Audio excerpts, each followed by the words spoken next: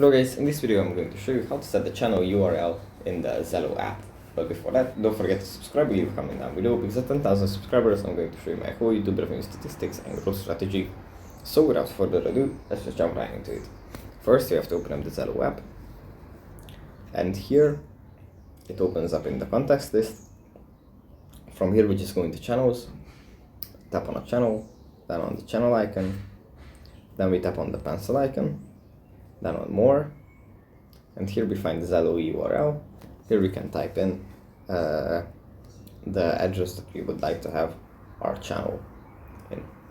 So for example, let's say it's Gem Education, like this. Then we can check availability. Okay, we have to change it like this, and cool. If it's available, you can just tap on save and save it. So yeah, that's pretty much it for this video. Hope it was helpful for you guys, and I'll see you in the next one. Bye.